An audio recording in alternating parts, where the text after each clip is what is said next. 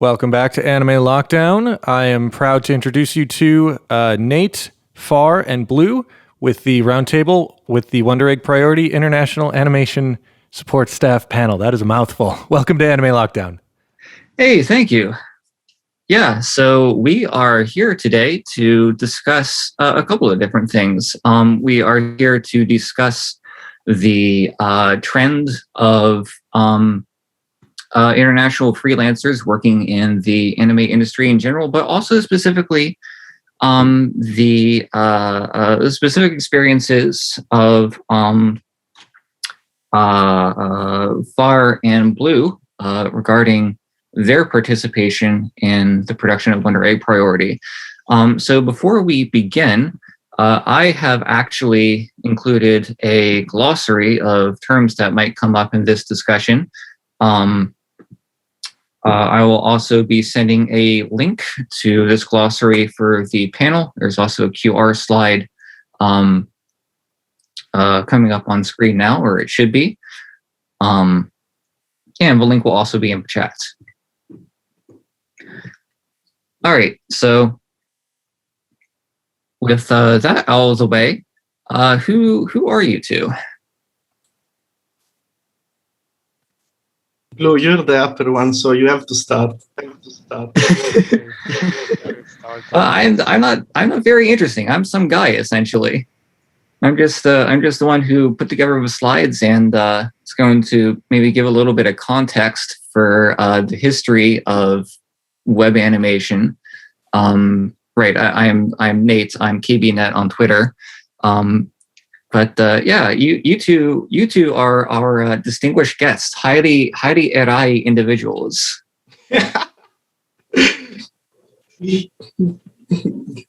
we are more like highly RSO individuals. The highly seisal, highly erai, highly oh goodness, how already speaking Japanese. Very, very refined. Let's start with you then, Far. Oh, okay. So basically, my main job right now is doing translations. I work primarily on manga, but I also work on anime productions. I do pretty much like what is essential to translate from Japanese to English in order to make all the animators who doesn't know Japanese to know all the details they need to care about while doing their animation. So pretty much the storyboard, the setei, sometimes also other stuff, but those are primarily the two big things I do believe. And right now, I'm also doing a lot of different tasks, but mostly what I did on Wonder Egg was translating the storyboard, trying to understand what the Sakuga Kantoku, what the animation supervisor tried to tell in their drawings that needed to be sent to the animators. And for the last episode, for the special edition, I also did a bit of interpreting work during the meeting between the animators and the director and the producer, Umar. All right, so we're definitely going to be talking about that process since it's interesting, and I don't think that people necessarily have a clear idea of what it means for like directors to actually do directing, how that gets communicated. And that's especially important when you're thinking about international freelancers who, maybe have to attend remotely and also possibly don't speak particularly good Japanese, which makes your job very, very important for those cases. Yeah, so Blue, how about you?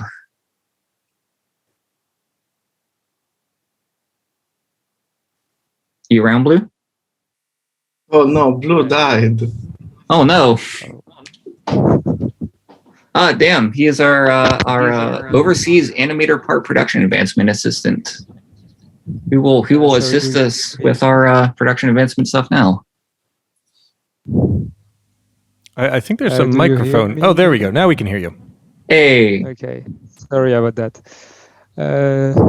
So I was trying to say I'm just a university student who works on anime like kind of coincidentally.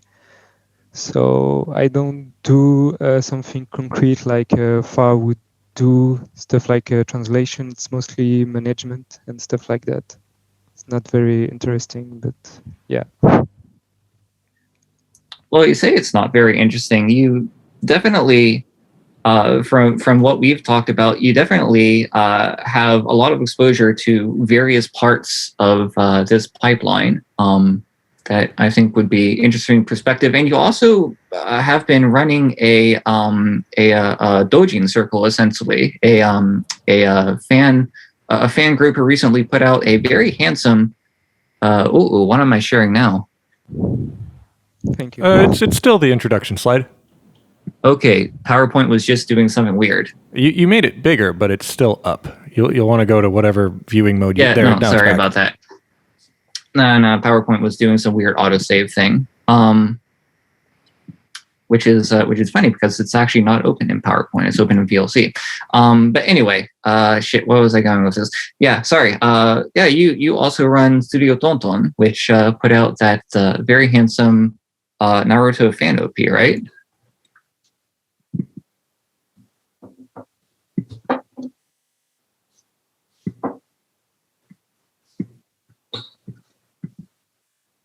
Sorry.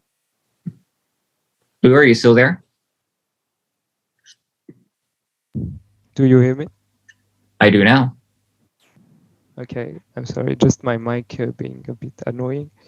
So I was trying to say, basically Studio Tonton is, like you said, a fan animation studio that we started as a kind of joke, and we followed up with it, and we made our first project, which was just a Naruto fan opening.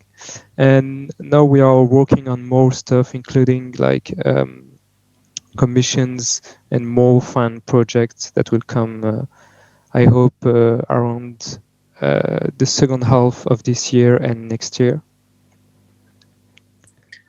Yeah, and it's a lot of the people working on those are the same people that you two worked with on Wonder Egg Priority, right? Originally, I wouldn't say so for the first step of animation, because when we started, it was the Japanese producers who contact the animators. So it was completely coincidental that some animators who worked for Tonton were contacted. But then when we needed more help, I obviously contacted people I worked with at Tonton, since I was familiar with them and all. It was much more easier to work with them. So yeah, I ended up working with a lot of them. And we are still working together, whether it's at Tonton or on other anime projects.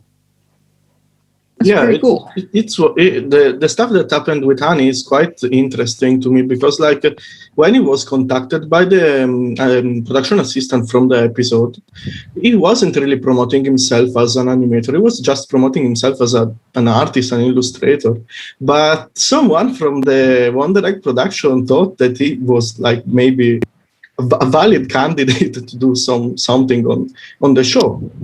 And basically, really no one tried to reach out to the producers for Ani specifically.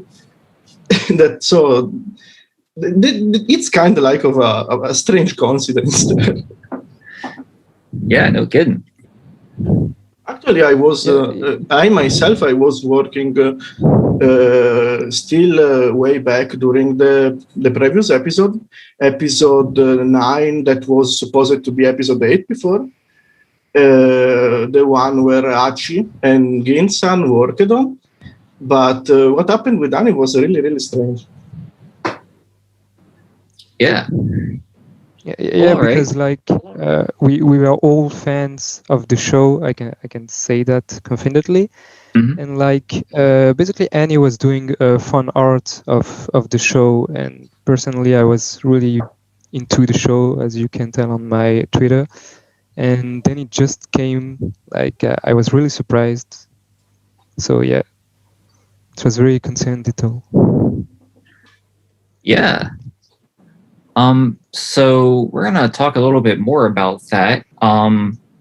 But before we get into a discussion of that proper, I think it would probably be a good idea to go over a little bit of the history of web animation. So first, sort of have to disambiguate the term. Now, Fede, you did a very good article on your blog about this, actually, which I will put into the chat if anybody wants to reference it. And I think we come at this from a very similar angle, because I would break down the phenomena into four separate phenomena. There is the phenomena of people just using the internet to share animation online, and sort of accruing a portfolio and notability that way. There's the phenomena of people forming communities around this animation and sort of learning how to animate better. There's the phenomena of people incorporating digital tools into their workflow, which is sort of adjacent to this, but also sort of notable. And then there is the phenomena of animation producers doing headhunting online, sort of going to these communities and going to people's Twitters and finding people that way. And these are separate things, I would say, because originally you had a lot of animators who were already in the industry for quite a while, for instance, working with digital tools and posting their animation online. For instance, a animator named Ko Yoshinari, has done a lot of really interesting experimentation with like digital effects and stuff. Let me actually quickly bring up an example. I have one here somewhere. Is the one thing that I didn't grab an example of Ko Yoshinari's animation. Oh my goodness, I don't have an example. Whoops. But yeah, basically he's done a lot of very interesting experimentation with digital tools. And he posts a lot of that stuff online, but he's not properly considered part of this phenomenon because he's been in the anime industry since, I think, like 1991. Yeah, pretty much. Yeah. So it's really sort of a generational thing as much as it is a description of a particular phenomena. So in the beginning, you had sort of the original generation of web animators. They used to be called WebGen or Webuke, and WebGen sort of a lexeme for lexeme translation of that. They did a lot of interesting things, and it didn't come from nowhere. Definitely. It mostly came out of Japanese gift sharing culture, which is something that I find very interesting, and also is something that is sort of difficult to research because a lot of it was based off of image boards, which just plain don't exist anymore. Yes, it's definitely a problem because when it comes to like all the niche and threads, when it comes to like Ayashi World, all the archives, there isn't really much left right now, I think. And also, I want to anticipate a bit what you write about Kobayashi here in the slide. That's something that people from the promotional video industry, from the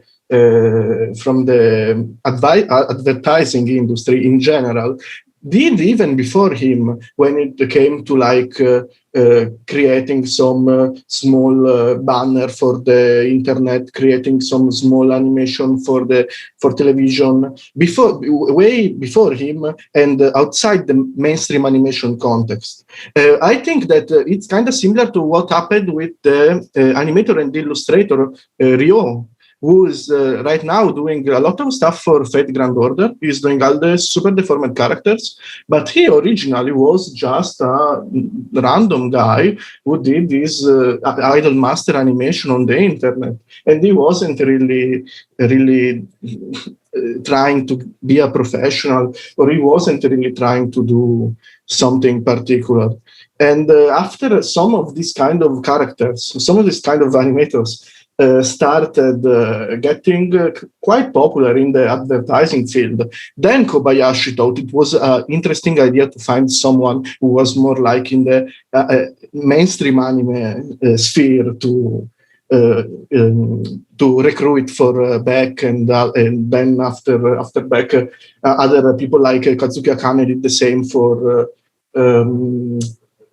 Wait, it was Akane. The guy who did the Aquarium episode where there were all the WebGen people. Right, yeah. Yeah, that's very good context. I actually didn't know a lot of that, so thank you. But yeah, if some of you want some context for what these early animations were like, if you are, boy, I'm 29 and I'm just barely old enough to remember the tail end of this, but it used to be that in old web forums, you used to have people like finding fancy GIFs to use as avatars and signatures. And there was one in particular which sort of spread throughout the West as well. Kabikudak is the original Japanese name. It's like, I think in the West, it's like stick figure versus wall. Yes. Yeah. And so this is the sort of stuff that was being shared back then. It's obviously, very simple drawings, but there is a lot of attention, a lot of very good attention being paid to the motion and the effects. And it's sort of stereotypical of what this generation of animators would sort of be known for. I think it sort of speaks to the charisma of animation like this, that it was able to break out of the sort of Japanese-speaking sphere and into the Anglosphere like that. Before social media was really even a thing, so it is just people sharing things on like forums. So I was planning to sort of look at this era through the lens of specifically a fellow by the name of Ryosuke Sawa, better known by his screen name of Ryochimo. And he was specifically inspired to get into the anime industry by things more like this. This is a GIF animation by someone called Non-chan. This is a little more narrative in nature, but there's also some very nice animation in this as well, and very detailed for like a GIF. I suppose I should also sort of point out that the reason why all of this is happening when it was in the early 2000s and late 90s is sort of the material circumstances allowed it. It was both internet technology and the culture was sort of beginning to form, or rather the culture was beginning to form because of the internet technology. Because sort of before the advent. Oh, I suppose I should. First of all, I should start with the very basics, because this is sort of a time period when there became available drawing tablets that were A, good, and B, not extremely expensive. So you could actually start drawing things on the computer that if at a level that was actually pretty good, without having to spend all that much money on a tablet. So yeah, during this era, You had a lot of people like Yoshimo coming into the industry. There was also a guy named Kenichi Kutsuna, also known by his screen name of Coulson. Their generation, also people a little bit younger than them, people like Tomoyuki Niho, began participating in projects, and they really became sort of visible in the mid to later 2000s with projects like Blou the Mighty Decode. This is a example by Tomoyuki Niho from Blou the Mighty Decode. I think this is the second season. And this is sort of the ultimate stereotype of sort of what these guys were up to, because the drawings themselves are extremely rough. Like if you look at this, if you pause these, or even if you don't pause these, you would go, what the heck is going on? This stuff looks extraordinarily like weird and jank. But there's obviously an extreme amount of attention being paid to the motion itself, and I think it's very fun to watch. I believe more than like what's happening on screen. And the question for most people would be like, why the fuck is animated like that? Why the shapes are so rough? While the motion itself is perfectly comprehensible, I believe. Mm-hmm. And that's I think the main issue people had with the episode, to the point that this sequence you showed was actually kind of modified a bit during the home video releases of Birthday. Yeah, it was. It's garnered a similar reaction to episode 4 of Gurren Lagann, which also incidentally was directed by Osamu Kobayashi, which was the guy who recruited Yoshimo and Kenichi Kutsuna into the industry in the first place. So the important things to note about this particular generation, or at least I think particularly interesting to note, is that the majority of them already came from inside the anime industry. There were examples, for instance, the person I was talking about, Yoshimo, who were recruited specifically because of their web animation portfolio, but the original web gen of this time period, they were mostly young people who had already joined the anime industry, but were also doing this experimentation sort of on the side. For instance, Tomoyuki Niho is one of those, and also people like Shingo Yamashita, who, incidentally, if there is sort of one person to sort of keep your eye out, I think in the future for their future activities, for some of you who don't necessarily care about the animation itself all that much, it's definitely Shingo Yamashita, because he's been directing some very, very good Pokemon shorts. He did the recent what was it? Tsubomi no Yume. Yes. Shorts for the Poketoons, and also what was that? Twilight Wings, Pokemon Twilight Wings. Yeah.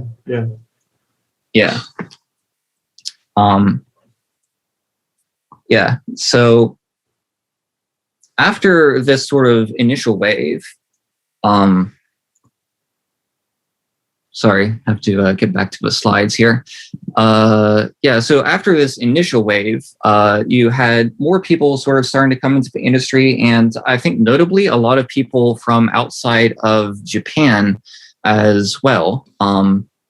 The protagonist that I sort of wanted to discuss in this context is someone named Bahi JD, who was a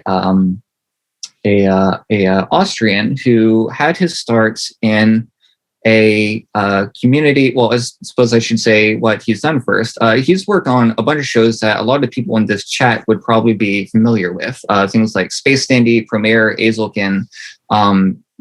Very much a big name, sort of important movie animator, capital I, capital M, capital A, these days. But his origin was in the forums attached to a blog called Animapages, run by a guy named Ben Ettinger. And Animapages is a very good thing that I recommend that people look up if they're not already familiar with it. Sort of one of the very original founders of the English language Sakuga community, basically people who are interested in specifically in the animation of anime. And there were threads in that forum of people studying Japanese animation sort of from the outside, just looking at the finished product and trying to sort of reverse engineer how to animate like that. And Bahi JD was certainly a very good one. And from Animapages, I do believe it's not the only one, but it's definitely the most famous. Yeah, I was trying to figure out if there was anyone else from Animapages who did make their way into the anime industry. I couldn't think of anyone off the top of my head. An interesting thing about Animapages is also that a lot of animators from the Western sphere that were interested back in the day in anime started talking here with the fans and with the Sakura community about what kind of very big differentiation there are between anime and Western animation. One in particular was Peter Chung, that actually worked on Animatrix, for example, and did a bunch of stuff in Japan too. Yeah. There was specifically a very interesting post that he did that I'm now reminded of because I meant to mention it before, where he talks about what he suspects is a difference between the mentality of Japanese productions and a lot of Western productions that comes down to whether they put the tap, that is the thing that holds the sheets together, on the bottom or on the top. And he suspected that because in Western productions, they tended to put it on the top and to allow them to very sort of easily flick through the animation as they were working, that this led to a emphasis more on fluid motion and stuff. And he has more authority on this than I do. I'm not going to necessarily doubt him, but whether or not that's true for that particular example, it sort of hints to sort of why I think a lot of the original WebGen who are experimenting with digital tools sort of animated like that. And that's because they could, as they worked, sort of test to see, how things, they're able to basically preview how things looked in motion very easily just by sort of pressing the space bar. And a lot of the things that they did were, in fact, to make it easier to do that. In fact, Yoshimo just a few weeks ago, I think, posted a example from something that he did from Tales of Vesperia, the opening to that. He did this cut with very sort of complicated camera work with lots of shifts in plane and zooming in and zooming out. And this is sort of the sort of thing that would be sort of difficult to sort of visualize as you were working in your head. And what he did was he mocked it up in Flash first to figure out the camera movement, and he was able to sort of draw over that. And he was actually drawing, interesting, the actual frames on paper. He had sort of printed this out, and he was the process was like he did the layout stage on digital, then the layout was printed and was corrected by the animation director, and then he did the Genga phase, the actual finishing of the animation on paper. Yeah. So that sort of goes to show that when we say digital tools, we don't necessarily mean like drawing the finished product on like on a tablet. There's a lot of interesting things you can do with computers besides just that. might talk a little bit about that later. But Bahi JD, to sort of get back on track a little bit, was somebody who, like I said, sort of learned how to work in anime from the outside at first. And then as sort of he got more experience on Western production and also did some very notable animation that he posted to the web. This is one, I suppose it's supposed to be a PG-13 panel, but it's called Shithead Action. I think I can say that. That sort of helped sort of bolster his portfolio. So when he eventually decided to try to get into Japanese productions, he was able to sort of show these things to them, and they were like, this would be a worthy addition to our team. But when he did, I think it's important. I think it's important to note that he had to learn a lot of the actual day-to-day sort of how to actually work within the Japanese animation production workflow, how to like draw layouts in a way that could be easily interpreted by the in-betweeners and the shiage. That's actually not in the glossary. Basically, it's the people doing the painting and the compositing people, and that was very important as well. Yeah, about Bai, there is to say to him that he originally wasn't really given that many opportunities to work on stuff. I think mostly because this is my personal interpretation of it, of course. That I think mostly a producer, animation directors were a bit scared of the possibility of someone entering the production and destroying the whole part they were assigned to. But he was friend with a notable animation director whose name is Cindy Yamaguchi, who worked on Kids on the Slope, I believe is the title in English, Sakamichi no Apollon in Japanese. And originally they were a bit like, oh, I don't know if we can do something like this, but in the end they were so persistent, and there was Watanabe directing. She was like assuring that he will do a good job. And so he was able actually to enter the production. It wasn't really because he was doing a lot of Twitter GIF. Of course, the Twitter GIF can give him like the notoriety and also like the credit to say, oh, he has definitely a certain level of skill. But mostly it was like he was trying really strongly to enter in any way he could. And actually, the Shin he did, while is definitely technically quite impressive, had a lot of problem when it comes to like the technicalities of it. Because, for example, he needed to do all the in between by himself. A lot of problems with the motion weren't really the production staff weren't really able to change that back at the end of the animation phase, because it was pretty much everything else was pretty much done by that point. So in the end, while like he did kind of like he had definitely a big presence in the internet sphere at the time. Even a person like him had some problems, like doing a perfect debut, let's say. Yeah.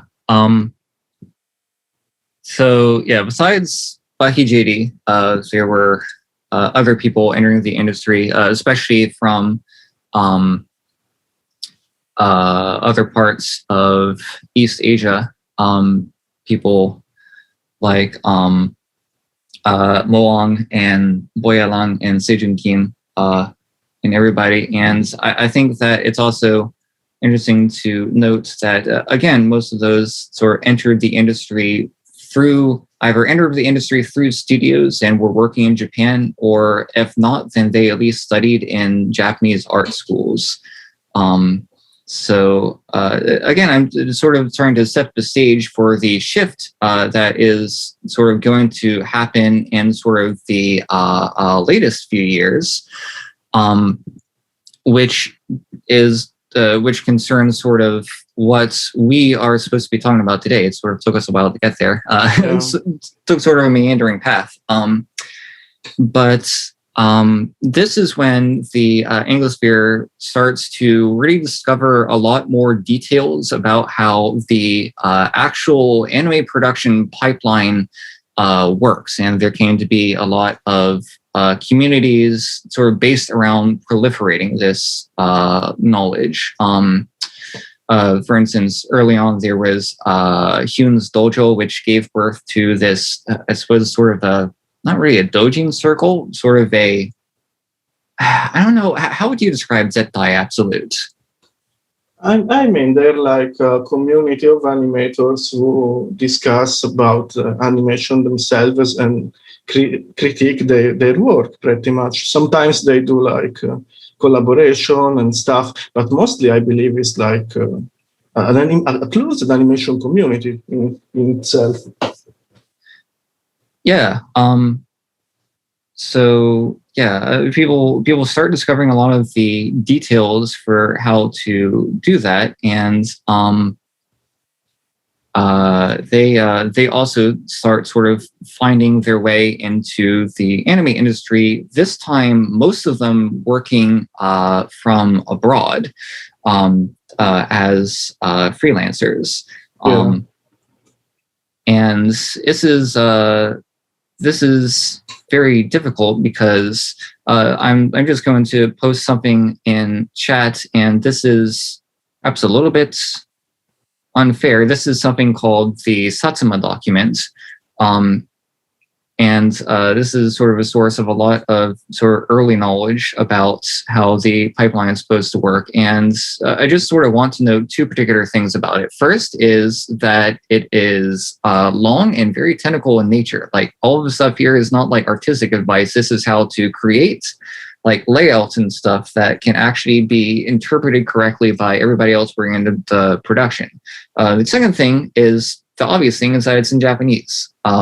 And those are two very significant sort of barriers to entry. And also, the things that are in the Satsuma document, this actually doesn't describe everything that you sort of actually need to know. So that sort of goes to show sort of the barrier here to properly, just sort of from that, the barrier here to actually successfully integrating in the Japanese pipeline if you are a freelancer working from overseas, which sort of makes it very interesting and also odd that this is around the same time that animation producers in Japan started really seeing people working freelance from abroad as a source of labor to just recruit people to help like finish their productions, not because people are approaching them and want to get in and they're like, hey, you seem cool, we'll let you work on the show. And it's not that they find this like amazing animator and they're like, oh my goodness, we sort of want you on this production. It's more like, hey, this is an animator that's available for work. Can you come help keep this production from dying? And those two things together are sort of what makes the situation as difficult as perhaps it is currently. And that also brings us to the topic of what you two did, which is the situation of Wonder Egg priority in particular. So, yeah. So, first of all, let's sort of get everybody up to speed. Wonder Egg priority, if you have gotten this far and you don't know, is a anime that aired in winter of this year, mostly aired in winter of this year. And it was a very ambitious project. How would you characterize sort of the shape of this production? Because it was led by two very interesting people. Well, I say that it was led by a lot of interesting people, but it's the project of a director named Shin Wakabayashi, right? Yes, Wakabayashi Shin. Yeah, and he had previously worked on a couple of different things, but I think what made people sort of most enthusiastic about the news that he was going to be doing a TV anime is because he was in charge of a bunch of shorts for the Idol Project 22/7 that were very good. They had animation designs by a former Kyoto animation animator and character designer named Yukiko Horiguchi, who also did the designs for K-On! And these were very exciting. And it was actually sort of interesting, sort of looking back at sort of what everybody's reaction was at the time to the news that Shin Wakabayashi would be directing this, because sort of prior to the 22/7 shorts, he was very notable as an animator, but people didn't. He was also an episode director of Dice Talent, to say the least. He was, but I think what a lot of people were bringing up in the context of the show was specifically his work on 22/7. Yeah, definitely. You can also see how one of the main characters of 22/7 resembles quite a lot from Wonder Egg. I specifically chose this may or may not be a coincidence. Yeah, I specifically chose this example clip that's playing now because it has that character in it. Because it is actually sort of funny. Shin Wakabayashi had a very sort of specific vision for what he wanted to accomplish when he set out. And he was assisted by a very good animation producer named Umehara Shota Umehara, right? Yeah. Yeah. So there were a lot of other people assisting with him as well. People like Kirorira, who is one of the many animators and animation directors that's worked on this and did just a tremendous amount of work. But the thing is that it was organized, but my understanding, and you can correct me on this if I'm wrong, is that it was organized with a relatively small core group of animators sort of initially taking on the bulk of the responsibilities. Excuse me. I would say so. Yeah, so there are a couple of characterizations of this. It's discussed sometimes in the context of a lot of Kyoto animation productions are organized like this. And also a lot of older anime are organized a little bit like this with fewer people. But what was your impression for why Wonder Egg Priority was organized like this? Oh, this is a difficult question because there is something I can say right now. That's only my opinion, but from my understanding is something like they really tried to use Umehara's production capabilities at its fullest, first and foremost. But also there was the idea that they had originally a long production time that kind of was a bit disrupted by the COVID pandemic. And also, I feel like a lot of people were very invested in the project. A lot of the people who were working on it, especially Kerorira, but also Yosuke Kawakami, who was the action director. Mm-hmm.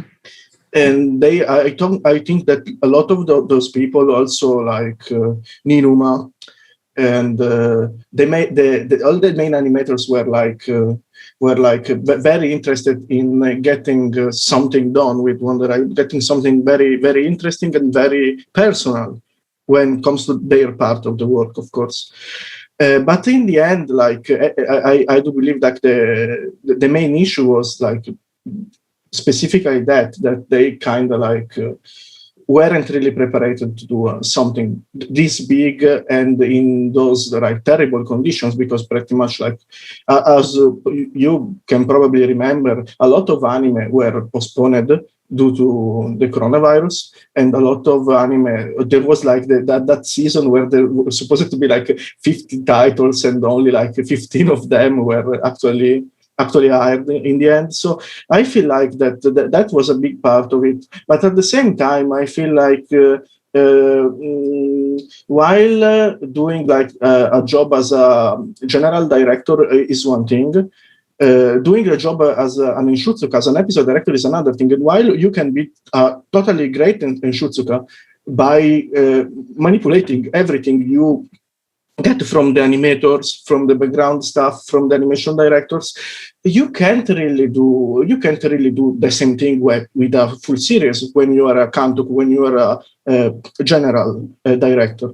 So I feel like that's also a thing that really went on, because like even when the situation was very disparate at the end when we were doing the special edition, Wakabayashi was very, very specific with the demands he wanted. Like he even like tried to create some live action reference for the scenes, and really did his best to convey what he wanted. So I feel like also that they take a big role in what happened to the production.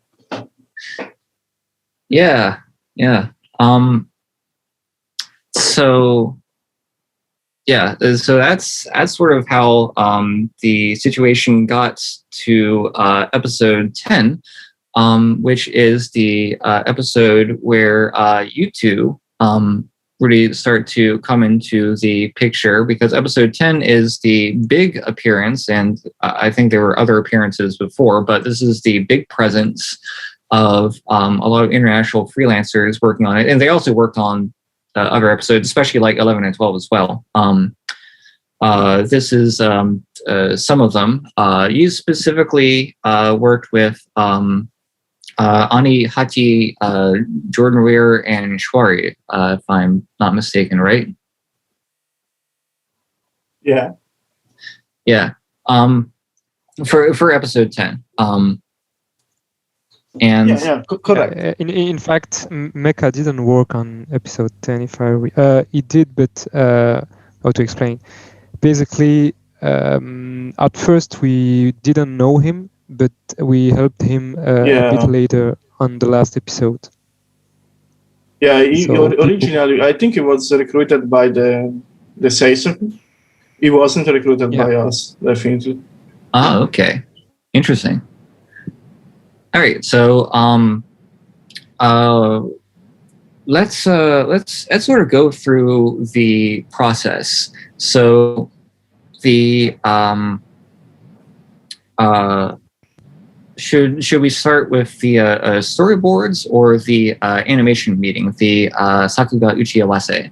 For episode 10, the person who oversaw the Sakuga Uchiawase wasn't me, actually. It was Eugene from Cloverworks, who is the one who pretty much deals with all the marketing, the international marketing, with all the international right of Cloverworks stuff around the world. That since he was like, we were supposed to do other stuff, but since he was like the only person here that spoke decent English, he was recruited to do the interpreting work for the Sakuga Uchiawase. But so I wasn't really there. Because as you can see here, you have some animators here that that are like definitely need some assistance for when it comes to that point of view. But most of the people we worked on were like people who did secondary keyframes, people who did Nigenga, so the finishing part of the key animation process.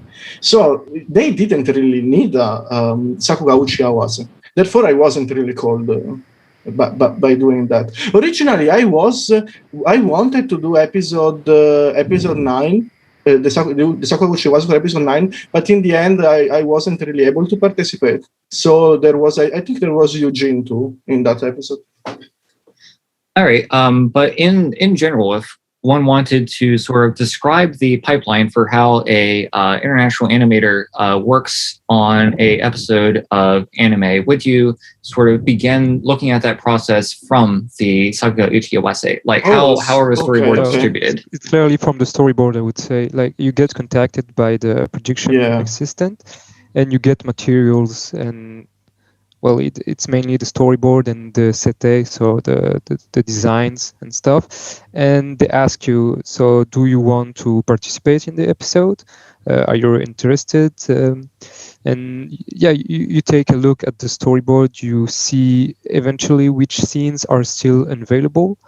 And then you decide and you say what scene you want to do. The production assistant will check if it's still free, because by the time you pick your scene, it can be still picked by someone else.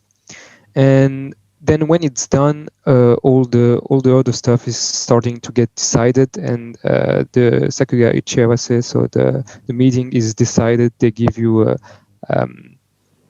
they ask you when you want it to be and all that stuff, and start getting organized. But it's clearly from the storyboard, from the interaction with the production assistant first. It starts with the DM.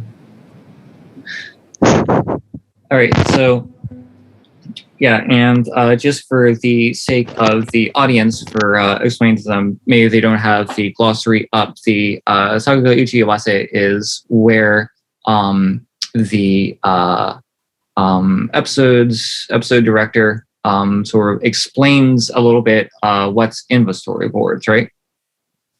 Yeah, but it's not only that. It's more like it kind of depends from director to director, because I feel like everyone has different style of doing Sakuga Uchiwase. And also there is also not only the director can like change things up there, but also the seisaku, because there are seisaku who are really eager to do like a lot of Sakuga Uchiwase to make everything clear. There are also other seisaku shinko, who also other production assistants who don't really like to do them, and they simply go like question after question, responding, and then bring everyone back home. So I feel like that's the standard, I would say, is the director talks about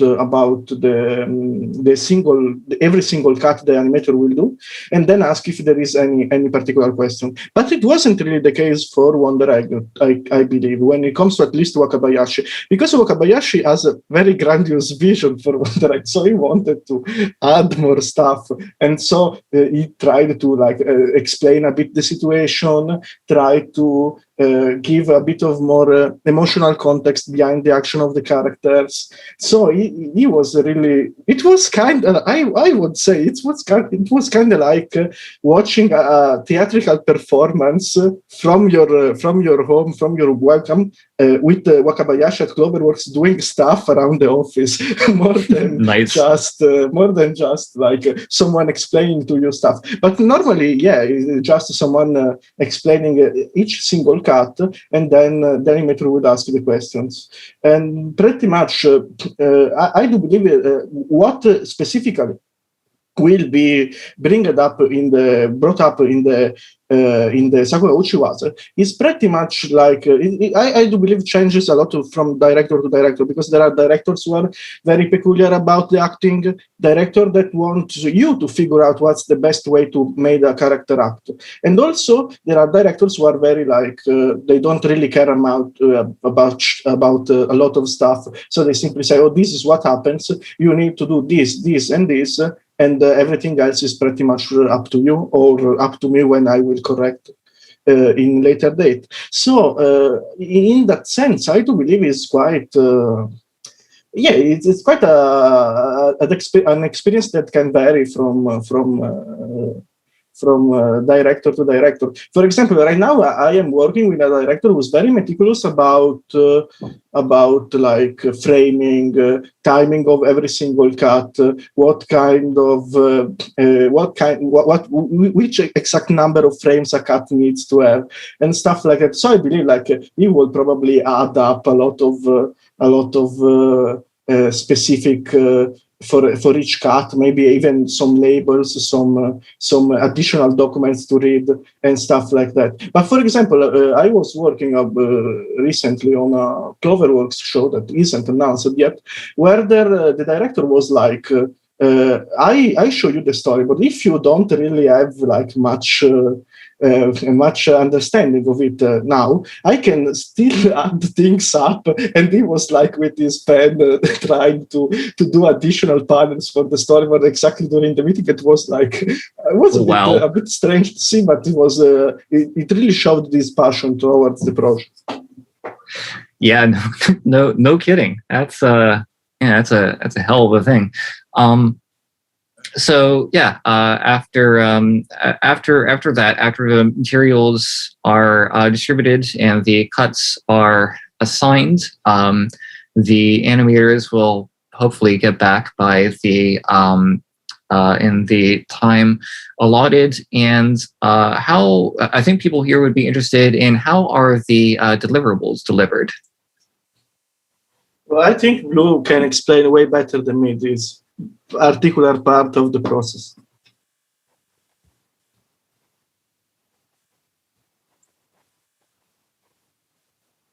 Uh-oh, did Blou die again? Like, I can try to explain, but I think he is the best person to do this. The short answer is that it's a folder full of pings, but the details matter a lot. Hi. Hey. 2 seconds. Yeah, does it work? Yep. Okay, perfect. Sorry. I guess my mic kind of dies every time I don't talk, but okay. So to clarify, you want to know how we deliver the cuts to the production assistant, right? Yes. How are they organized? What's the file format? And I suppose what kind of services do you use? Do you use Dropbox or something else? Okay, so yeah, it's very specific when we work digitally in the anime industry, because as you know, I would say maybe half still work on paper and the other half will work digitally. So we have to find a way to make it work between the two. And what we do, but first I will start with the common way to do stuff, and then I will talk about Wonder Egg priority. So the common way is to export either image format, any will do, I guess, of each frame and each drawings. Basically, like you export each frame and then the background, and then basically all the stuff like that as a single image picture, basically. Because then they print it on paper and they give it to the staff, or maybe and then if the staff works on paper, they will directly work on the paper, and then they will again scan the paper and send it back to you in the same format you sent it. So that's I would say that the standard procedure. But in Wonder Egg priority, the production was mostly digital, so it was fine to, at least most of the time, it was fine to submit a clip file. So Clip Studio Paint, which is the main software used in the anime industry. So it was fine to submit that, especially if you didn't have much time. And I think it's really a good thing, because exporting takes a bit of time, and you can get it wrong and all that stuff. So it was interesting to see that some projections are kind of advancing with our times right now and using more easier format to work with. But yeah, that's basically how you submit all the data to them. And how we upload, basically it doesn't really matter, but in Japan there is something called a giga file, which is I guess the main website where you can upload files. So now we use that, but I believe it doesn't really matter. You can also use, like you said, Dropbox, or I guess Google Drive, or anything. It doesn't really matter as long as they can get the data. That they don't really care, I guess. Yeah. So unfortunately, we have already run out of time. I was planning on saving some time at the end for. I was going to let you run over, since the next panel is pre-recorded, and I think that this is an important panel. It has people that actually worked on anime. So if you want 15 more minutes, you can have it. Okay, awesome. Let's go. Oh yeah. La da da. All right. So yeah, what else was on my list of things to ask? I suppose I was also going to ask about what programs everybody uses, since that's something that I feel people will be curious about as well. But you already sort of mentioned that it's for drawing frames of animation. It's CSP, Clip Studio Paint mostly. Yeah, mostly. And I would even say, just for a second, that I highly encourage people to use it, because other softwares can be quite problematic. Far would know that. Yeah, if you plan to work with me and you use like Toon Boom, I will cut off your hands.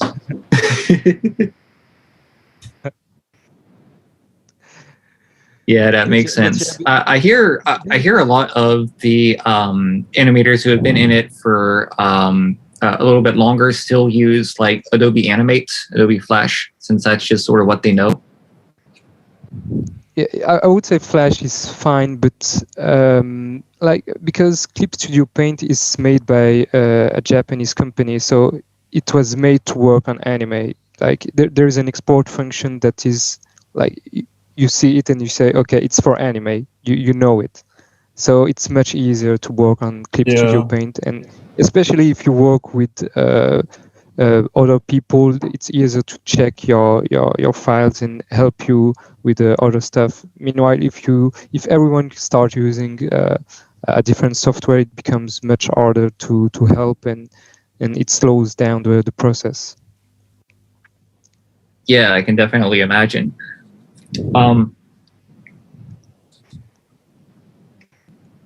Yeah, so there are a couple of things I sort of want to ask about. I'm not sure which one of them I can, but is there anything about like your experience working on, well, any of the episodes that you worked on? Well, I suppose I should start with that. I've sort of been highlighting episode 10 because that was what a lot of people that we know worked on. But what episodes did you work on in general? Okay, I did 9, 10, of course, a little bit of 12, but just like it's like 4 cuts, like just it was just Archie's part pretty much, and then the special edition, the last episode. Nice. And for me, it was pretty much all the episode from 10. I helped in some capacity, but it was mostly episode 10 and the special edition and the one before. So yeah. Yeah.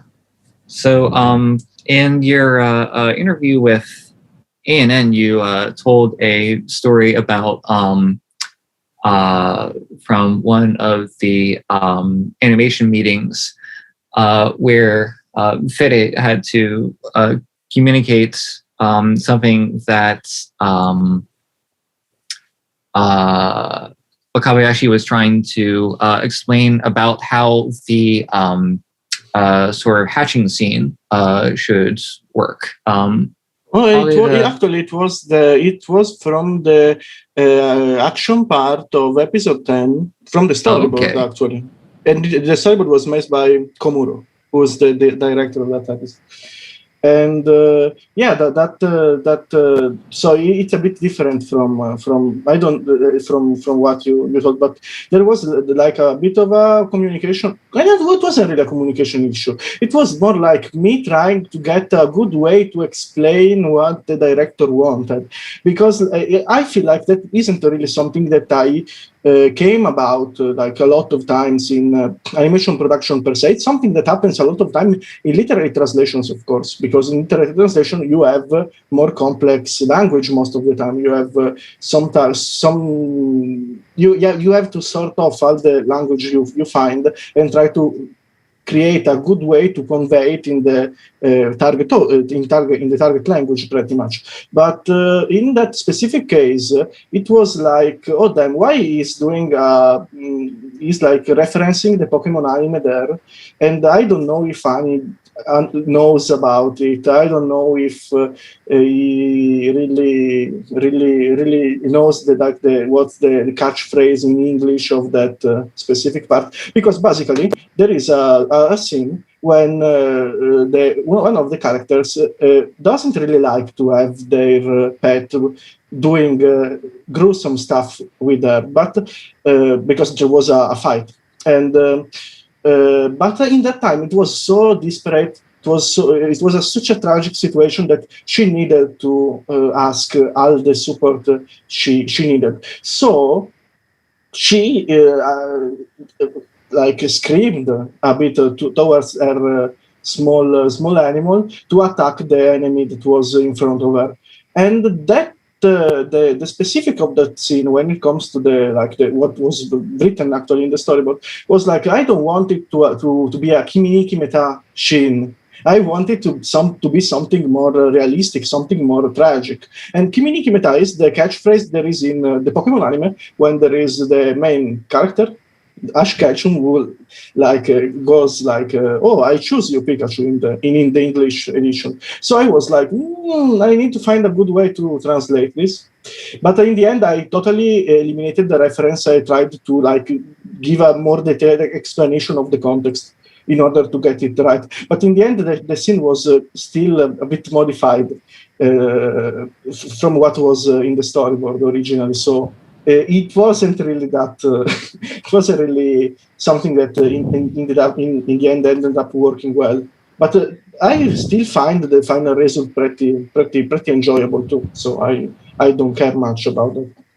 Yeah. So that actually brings up another thing that I was going to ask about, which is the fact that a lot of the people working on all of this stuff are young enough that they wouldn't get like a Pokemon anime reference, like Pikachu, I choose you. And that's sort of what I noticed is that these animators are very young. Like a lot of them out of high school, basically, if not still in high school. And also I've noticed that it's very, very heavily European. And I want to ask if you actually agree with that assessment or whether I'm just totally off base with that. I would say that the US, when it comes to trying to compare it with the actor population of the various countries, I would say the US is a bit lower when you compare it to Europe. But I think East Asia, also Southeast Asia, and also there are some animators that are also from Africa or from India too. So in the end, I do believe there are definitely a lot of European animators, but there are definitely a lot of Filipino animators too, Malaysian animators, and also from South America too. But I came to this conclusion only recently when I started working on various stuff, and also when I came up, I stumbled upon with the Tonari animation studio, because a lot of people from Tonari are actually from countries that I wasn't really aware they had this very big animation communities before. Yeah, that's what sort of makes this as interesting as it does, because it's just when I say international, I really do mean international. A lot of times that just sort of means like American, but no, it's just legitimately from all over. But I feel like that there is like some good reasons for this kind of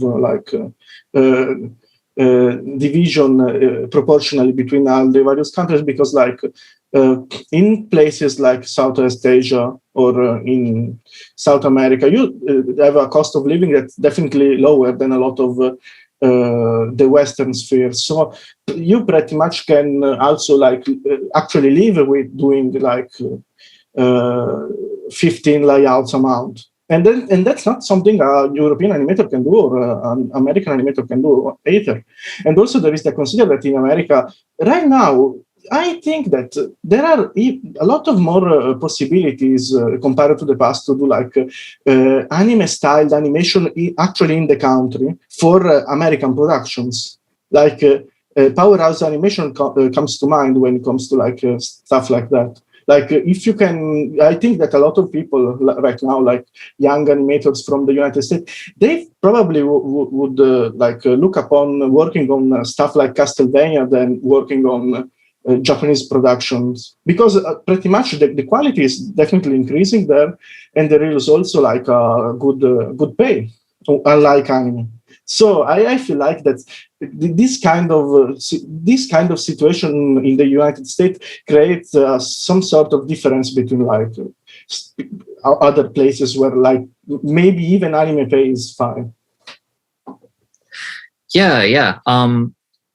That sort of leads into the other thing I was wondering is, and that I've observed is how many of these animators are genuinely trying to make a living off of animation versus the ones who are doing it more as a hobby and earning their main income from something else?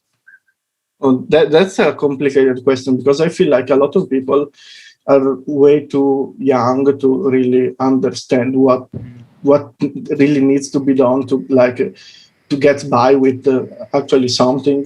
To me, it's kind of like a difficult situation in that sense, because when you have a person that's 18 years old, 20 years old, 21 years old, they don't really know much about money. So I don't believe a lot of people here are really concerned about creating a space for themselves from themselves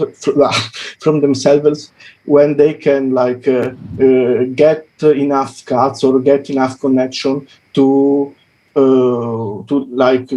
giving a stable amount of money each month, and then go from just a serving artist perspective to this is an actual job where I can, if I do X,